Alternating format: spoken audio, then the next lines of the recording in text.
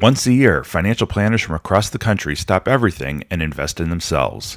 That moment is FPA Summit, taking place November 9th through the 11th at the Gaylord National Resort in National Harbor, Maryland.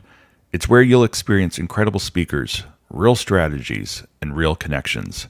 Find out more and register at fpasummit.org. Registration closes October 23rd. We hope to see you there.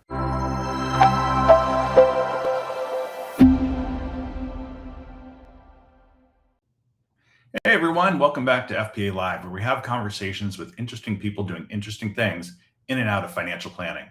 I'm Ben Lewis from the Financial Planning Association, and if you talk to enough financial planning firm owners, and I talk to a lot of them, you start to hear the same frustration come up over and over again.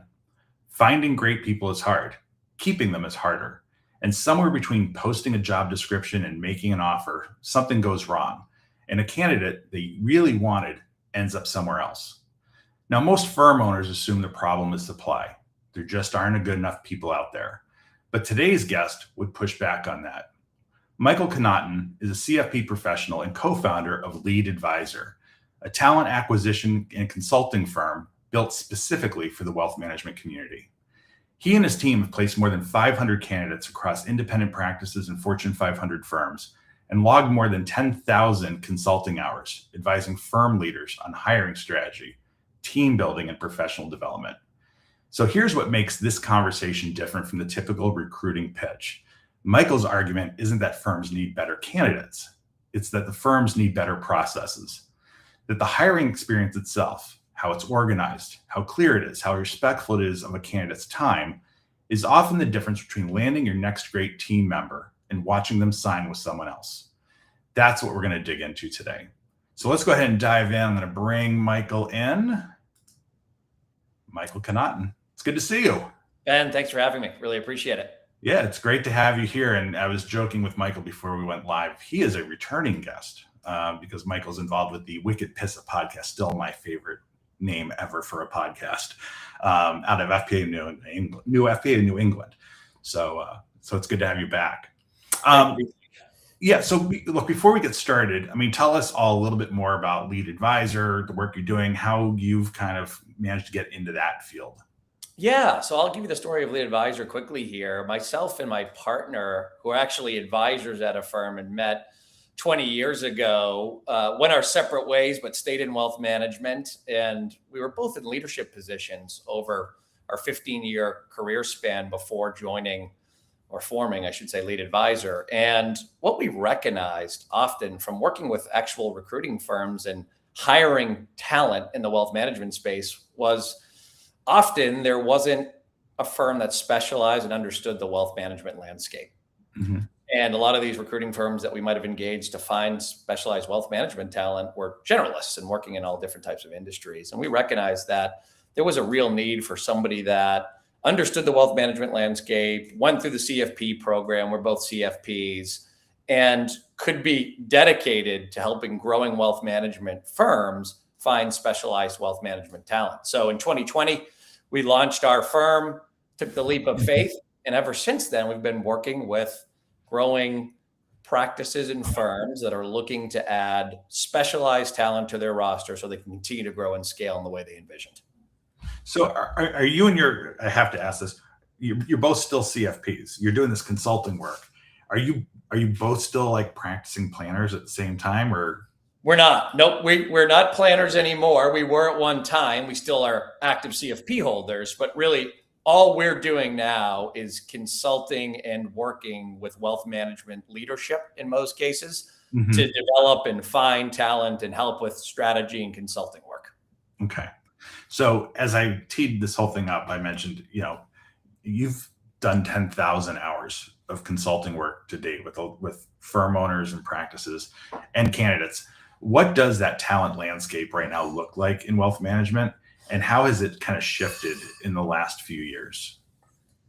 Great question. So it's gotten more competitive, I would say, out there, right? Firms are fighting this war on talent, as we refer to it, Ben. I think firms, as they grow and scale, and there's a lot of M&A activity, we all see that in the headlines. I think there's a real need for specialized wealth management team members to join a firm and add value. And I think the candidates have a lot of choices to do that, right? Especially those that are helping with client service and relationship management and financial planning and investment strategy. So what I've seen over the last few years is it's become more and more competitive to find good, solid talent that has experience that can come over to a firm, make an immediate impact.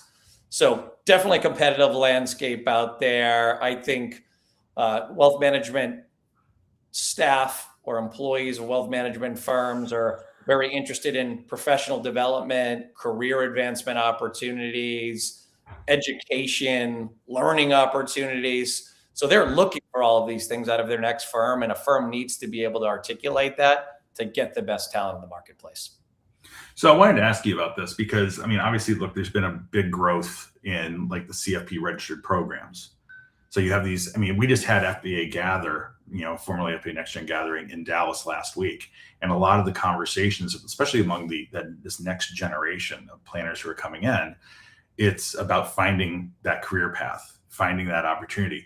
Are you seeing, especially through your work with these firms, are you seeing a desire for that next generation talent, like those younger people? I mean, it's one thing to have 2, 3, 5 years of experience under your belt, but like these, I say kids because, well, I've got a gray beard, so they're all kids. But these younger professionals who are coming in, I mean, is that path been defined within these financial planning firms? And what I guess could these firms be doing differently to make sure that they're visible to these younger kids, younger planners? Yeah, I think with some firms, there is opportunities for younger planners to enter in and start out maybe in a client service or operations side of the business, learn what goes on behind the scenes at a wealth management firm, and then progress within the organization, find a specialization that they like, whether it's the financial planning side or the investment strategy side or being client facing, relationship management centric, and become more specialized as time progresses within a firm or maybe with another firm down the road. So I do think some firms are very open to that. Other firms, depending on size and depth and infrastructure, might be looking for somebody with a little bit more experience, 3, 5, 7 years, depending on role and need. So it really does vary firm by firm, but I definitely think there's more and more opportunities for these younger wealth management professionals that are aspiring to advance their careers in different directions. That's great.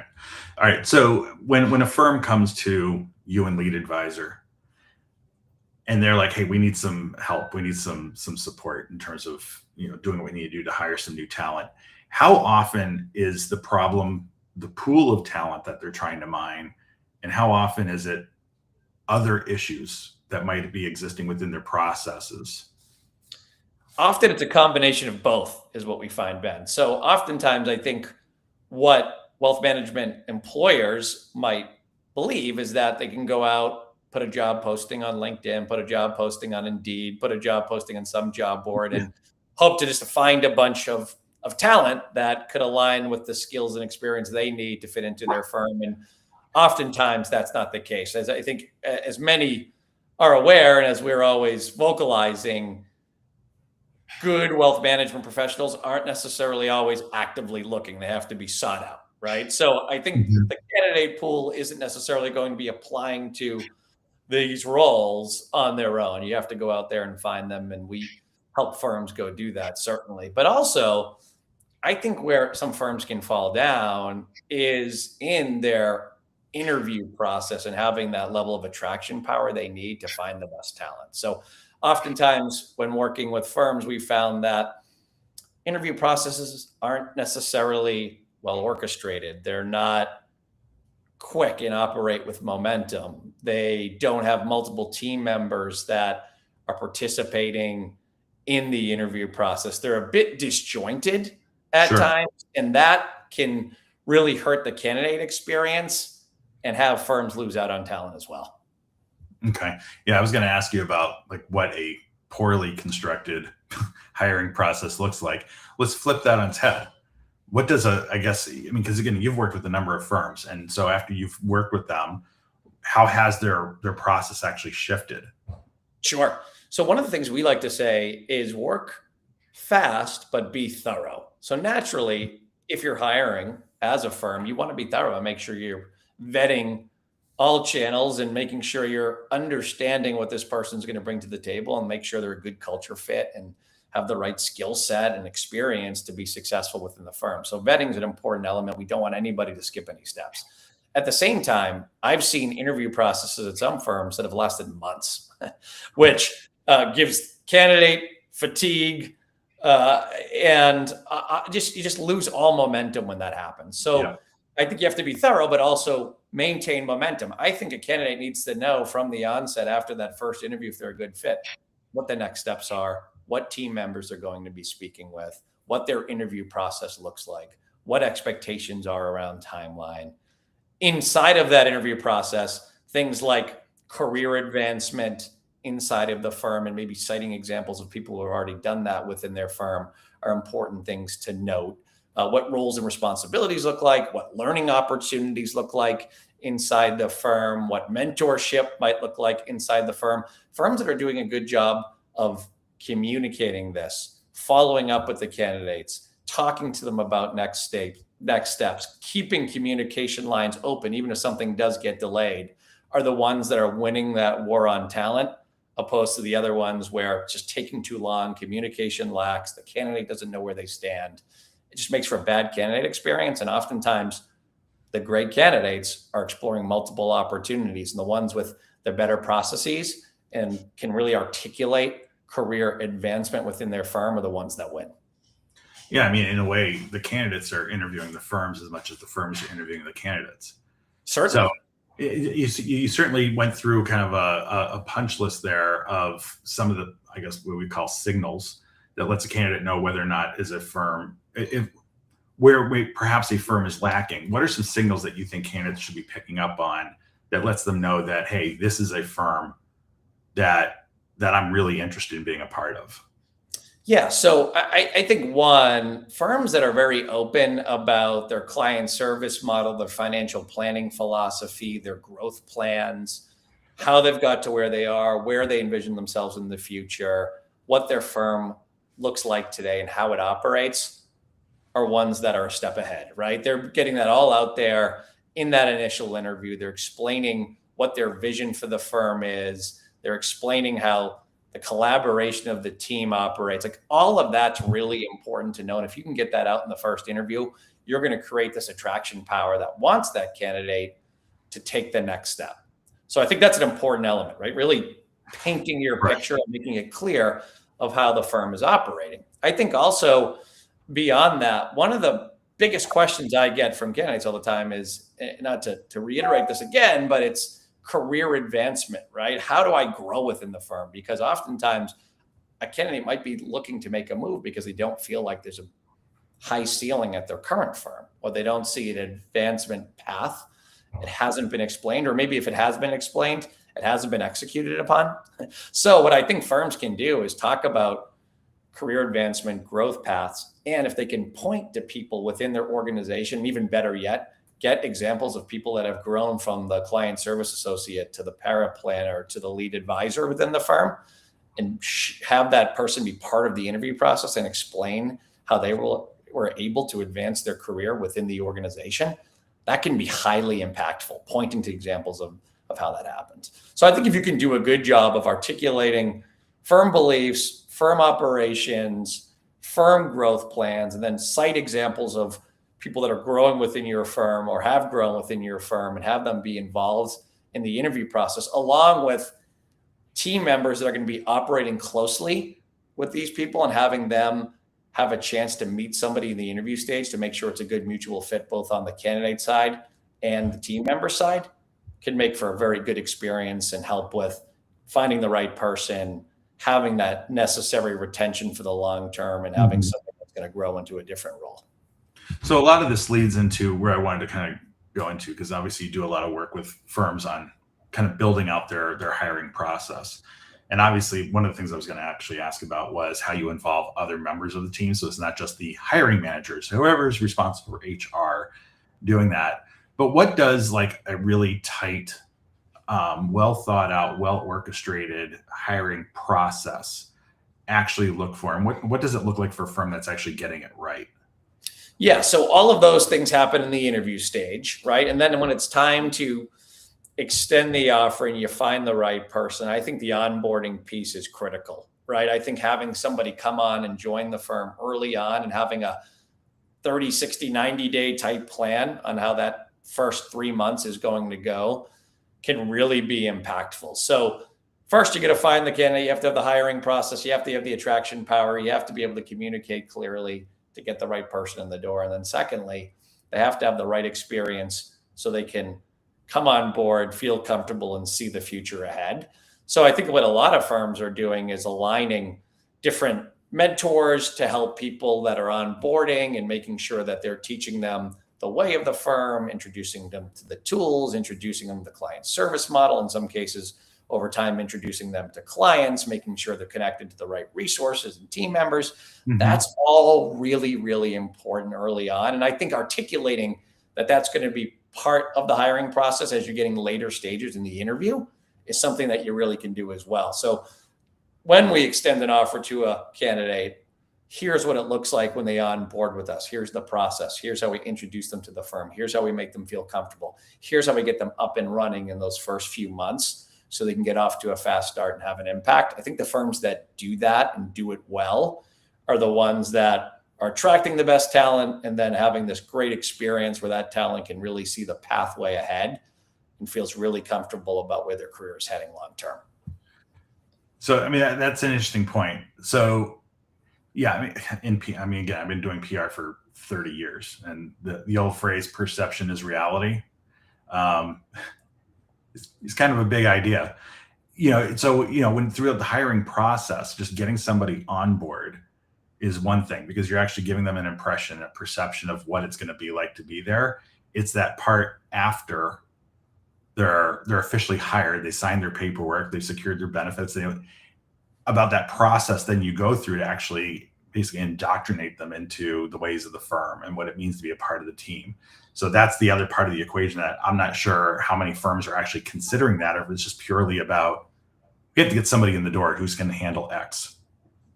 Most don't think about it. I find a lot don't. It's more about, how do we find the right type of talent with the right level of experience? Let's just go find the best person. We'll figure it out from there. I think what we try to encourage firms to do is not just finding the right talent. Obviously, crucially important to find somebody with the right experience that's going to fit your culture and meld in well. But you also have to think about, how is this person going to be onboarded and start to make an impact and get up to speed? It's a change, right? Even if they're coming from a similar firm in a similar role, each firm works uniquely, differently, right? They're not the same, right? They have different systems. They have different ways of doing business. They have a different client base. They have different tools they leverage. So if you're not thinking about that, if you're not articulating that in the interview process, and then you don't have a real game plan to make that happen, a candidate can come and join and be lost for a while and not really understand what it might look like as they move forward, and can just get things off on the wrong foot. I think a firm really needs to think about that. And the sooner they can think about it and the more organized it is, the better that candidate's going to do in the near term. And it's going to really help with retention long term. Yeah. And when you think about it, I mean, if that candidate comes in, they're a part of the firm and they're being brought in the right way, that's going to lead to them being a very vocal advocate for potential future hires. Right? I mean, a lot of these next gen talent, they talk. I mean, we see, again, we decided at Gather. I mean, they have these conversations. So if you're looking for that next hire, they're going to become the best people that you can actually use to kind of identify those right candidates. So, so one of the things that you mentioned before is that obviously, if a hiring process takes months to go through, that's just too long. How long, like a really good process, how long should it actually take somebody to go through to the point that they are onboarded? I think ideally it's 4 to 6 weeks, right? If you can target 4 to 6 weeks to get somebody in the door, have multiple conversations, meet with multiple team members, still being thorough, still making sure everybody in the team has some input, making sure it's a good fit for all those involved, but also maintains momentum week over week or every 10 days, whatever the cadence is and is right for the firm, with communication to the candidate as each process, or each step of the process, I should say, is moving forward, is ideal. I think that's what each firm should aim for. I think it's very reasonable. I've seen firms do it far faster than that. I've seen firms, as I was mentioning earlier, take far longer. But I think if you can keep it within this 4 to 6 week window from initial conversation to offer stage, that's the sweet spot. I think that's what every firm should be aiming for. That's great. Okay, so a lot of these firms are run by planners and advisors who happen to also be in a management role. And oftentimes, the management side of things is secondary, right? They're there to be a planner first, take care of their clients. How do you help people who are in those lead roles, that management level roles? How do you get them to think about hiring as a discipline rather than just a task that they have to get to when there's a time and a need? Yeah, it's a really good point, Ben. Oftentimes, owners of firms, leadership team members of firms aren't necessarily enthused about the hiring process. It takes a lot of effort to find the right skill set, to find the right talent, to interview, to get them on board, to get them up and running, right? It's an arduous process at times. So I think what we talk to firm owners and decision makers about when they're thinking about hiring talent is just walking them through what a good process should look like and making it a priority. Oftentimes, and we truly believe this, I think the number one goal for firms is finding A clients and bringing on top clients into their firm, right? And I think the second biggest need, if you're a growing firm, is often finding the right talent that can support the infrastructure and the growth so you can continue to bring on more A clients. And I think a lot of firm owners agree with that.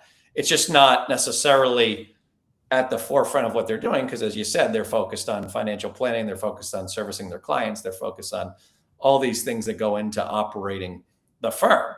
So I think what we're having conversations around is let's be proactive in our search. Let's not be reactive. The worst position you can be when hiring talent is reactive. Sometimes you have to be, you have no choice. You have an unexpected illness of an employee or premature death or somebody leaves the firm, right? Like those things are out of our control.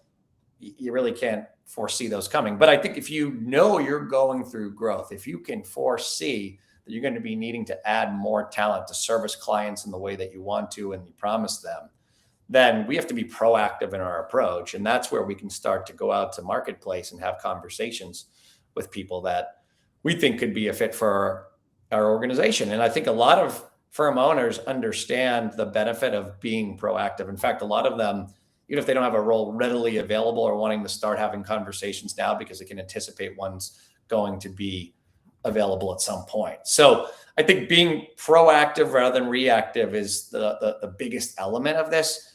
Also thinking through, like we talked about before, what the role entails, what this person is going to be doing, who they're going to be working with, how this role could evolve over time, thinking through not only the immediate need, but the future needs of the firm, and having those conversations now is really, really helpful. I think a lot of firms are focused on the now, but not maybe what's coming down the line. And I think the candidate wants to know that. I also think the firm owner, if they're thinking proactively about that, can be a step or two ahead, which is going to help them in gaining the best talent, onboarding the best talent, and growing their firm in the same way that they've envisioned along their career trajectory and what they want to pursue in the future. So, and I mentioned this at the top of the conversation. I mean, this is what I think is fascinating about your experience, because I know various people who are in the same kind of line of work. What I think is fascinating about the work that you are doing with lead advisors, that you're not only working with independent firms, you're also working with the larger established Fortune 500 type of firms. In terms of when it comes to hiring processes, are you seeing some of the same fundamental issues between those two kind of sides of it, or is it just really it's like stark? It's just completely different. It's funny. It can be the same, but it also can be different, right? So what I typically find is the larger organizations move a bit more slowly because there's so many people that are involved in the process. There's just a longer hiring timeline at times, Ben, where there might be waiting for some approvals and things like that. So oftentimes in my experience, larger firms just operate at a slower pace. I think the advantage the independent firm has is they can move at a quicker pace. There's less red tape. There's more decision makers at the table that they can communicate to easily. They can move faster. They don't always do that, but they have the ability to do it, right? Where a larger firm might not have that ability to do that. I think on the flip side, when you do get somebody on board in a larger firm, there's probably more systems in place. There's more resources for training and development. They have all these systems built in, where an independent firm is probably having to build those, or at least think about those, to have the right onboarding and training and development experience for the candidate. So there's pros and cons to both sides. Now, I think both firms can move quickly and can have the right development systems in place if they choose to do it and make it a priority. But it's a matter of really putting in the time and effort and working with somebody like us to make that happen, I think, is often the solve to that equation. So they both have the pros and cons. That's traditionally what we see, but we've seen it work very smoothly on both sides. It just really depends on the firm you're working with and what the priority level is and how open they are to ideas and feedback, and making sure that they can find and source the right type of talent. It's interesting. I mean, you can kind of see that, where there's actually an opportunity for the smaller firms to learn from what the bigger firms are doing for the onboarding piece, whereas the bigger firms could probably learn for like the moving expeditiously to make the hire to begin with from the smaller firms. So that's interesting. So, FPA Live is intended for planners, right? This is who our audience is. It's the financial planning community. For anyone who's like listening, watching this conversation right now, and they're recognizing things within their own hiring process that are kind of jumping out at them, where do they start? What are those initial steps to kind of like almost like reestablishing, redefining your hiring process and putting into action? Yeah, initially it just starts with a conversation on our end. We openly talk about where have the challenges been, what are they looking for, tell us about the future of your firm and what the expectations are, where are the biggest area of need. Sometimes with firm owners, they have multiple area of needs, but they can only hire for one thing. So we help them narrow that down right now. They can't hire for multiple positions. They're not in a position to do that. They have multiple needs. So we help prioritize what the big pain points are, so they can at least hire for that first, solve that, and then move on and figure out next steps when they're readily available to do so. So I think it all starts with the conversation, just doing a strong evaluation of the business, where the pain points are, what the needs are, and then figuring out the execution and game plan from there. Okay. So this is kind of stepping back because we're actually coming up on time, but I did want to ask this. As you think about candidates today, what do they really care about the most when they're evaluating a potential employment opportunity? I mean, if there's a hierarchy, like the top 2 or 3 things that are more front and center for them, making a determination of which firm to join. Is it pay? Is it culture? Is it career path? Is it what? Like I guess if you had to kind of chalk it up for the people who are listening in terms of like, what are like the 2 or 3 things that they should be focusing on to make the opportunity attractive? What would you say? Compensation is important, but it's not always the most important thing when talking to candidates. Oftentimes when we're talking to candidates, they're talking to us about learning and professional development opportunities and mentorship opportunities, especially those candidates that might be a little bit earlier on in their career path. And then secondly, it's 1A, it's career advancement. What does the future hold for me within the firm? What does career advancement look like? How can I progress? How am I able to take on more responsibility? How can I have more impact? Those are the things that always seem to come up every single time, Ben, when we're having conversations with candidates. Impact, more responsibility, career advancement, being able to continue to sharpen their skills, having educational support and learning and professional development. And then naturally, right, compensation and benefits, that's going to tie into. So put that together, and that's really the solve, I think, when you're trying to find the right candidates. If you can articulate all of those things well and you're competitive in the landscape on compensation and benefits, you'll be able to procure that best type of talent. Okay. So before I have you kind of tell everyone a little bit more about Lead Advisor and where they can connect with you, for anyone who's listening, like what is one change Like if they're going to do something today, they're going to get done listening to this and they're going to say, okay, Michael said I need to do X to start to kind of have the biggest impact on their hiring process. What would that one thing be? Yeah, really define your hiring process. I think that's the biggest. If you can really pull your team together, have a well orchestrated and tight hiring process that articulates some of the things we've talked about, like career advancement, that moves with momentum, but is also thorough and has great communication to the candidate along the way, you'll be ahead of 90% of the firms that are also hiring for the same talent. That's what I think people should focus on.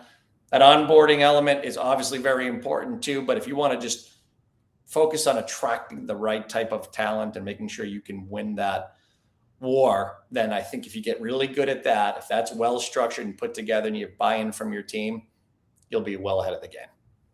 That's great. And obviously the other one thing could be hire a lead advisor. We'll come in there and he'll help you do it. And getting to that point, why don't you tell everybody a little bit more about Lead Advisor, how they can connect with you, how they can learn more about all the work that you're doing with firms today? Yeah, absolutely. So you can find us at www.lead-advisor.com, our website, and you can find a bunch of details there on who we work with, what our process looks like, how to get in touch with us. You can follow us on LinkedIn. You can find us at Lead Advisor LLC there on LinkedIn. You can subscribe to our newsletter, which you can find on our webpage as well. I think we have 25,000 plus followers across LinkedIn in our newsletter, both on the candidate and the client and hiring firm side. So those are a few good ways to get in touch with us. Always happy to have a conversation with both candidates and firms that are looking to either hire or advance their careers. We love having those discussions, and whether we have something that is active for a candidate right now, or we're just making a good connection for something that comes up down the road, we love doing that. And whether a firm's ready to hire right now, or they're going to be hiring in the near future, we love having those conversations and staying in touch. That's great. Michael Connaughton from Lead Advisor, thank you so much for taking a little bit of time to join us in FPA Live. I appreciate it. Ben, thanks for having us. We really appreciate it as well. Excellent. Thank you for being here. All right, everybody, let me go ahead and release Michael of his on-air duties. All right, everyone, again, that was Michael Connaughton from Lead Advisor. Everyone should go ahead and take a look at their website. In their show notes and everything, we'll make sure we put a link in there to make it really easy for people to connect with Michael. Anyway, again, I want to thank all of you for taking a little bit of time to join us on FPA Live. And I want to remind all of you that all of our FPA Live conversations are available right there at fpahub.org. It's fpahub.org. This conversation will be in there within the next 24 hours or so. And next week, we have two very special guests, Dr. Moira Summers. I'm so excited to talk to Moira, and Philippa Hahn. They have a new book out called The Fault Lines of Finance. They're actually going to be keynote speakers at FPA Summit. That'll be coming up November 9th through the 11th at the Gaylord National Resort outside of DC, fpasummit.org. You can learn more about that. So that will happen next week. Anyway, until then, I hope you all have a wonderful rest of your day, and thank you.